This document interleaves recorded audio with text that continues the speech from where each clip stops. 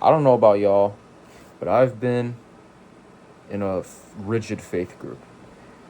And I don't normally use the term rigid because, well, who the hell uses the word rigid? Like, you know what I mean? Yeah, I mean, the whole point of a faith group is to build connection through faith and stuff, right? Sometimes, though, faith groups are not good. And unfortunately, I've been in a faith group where they are passively manipulative. And this video is not to like bash on faith groups, but to kind of show you how guys specifically and some women suppress their emotions.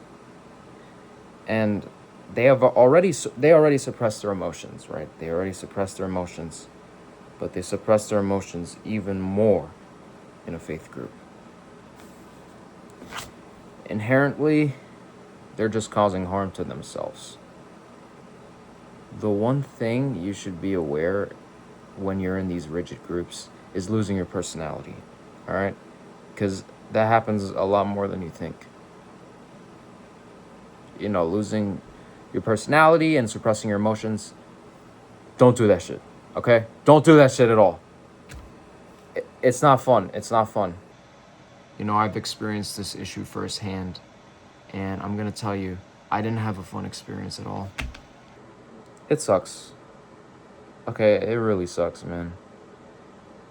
Because you feel like you have a strong sense of community with these people, but you really don't.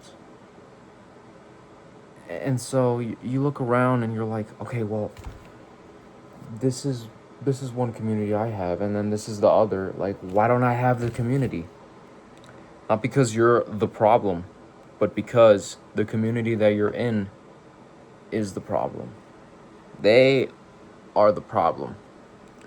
And one way you suppress your emotions is when you stop being open. When you stop having warmth and curiosity, people can tell.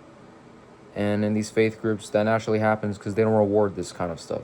So then you have to ask yourself, am I willing to stay in this environment where I'm not allowed to express myself? I'm not allowed to do things that are deemed attacks from the enemy or sinful? It's such a drag, because what if you like to dress up in those skater boy outfits? Or what if you enjoy dressing up as, like, let's say you're a girl, right? What if you enjoy dressing up as a man and you're in a faith group? It's not anything bad, but they're probably going to be like, oh, you can't do this. Like, what are you doing? And you got the man haircut too? Like, get the fuck out of here. They're going to be like that. Now, of course, they're not going to say get the fuck out of here, because they probably wouldn't curse. But if they had the audacity to say that, then they would.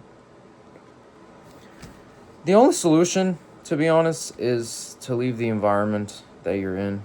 I really have no solution, which is exactly what I did. This is the only solution that worked for me. Not everyone is going to cater to my solution. There could be different solutions for different people.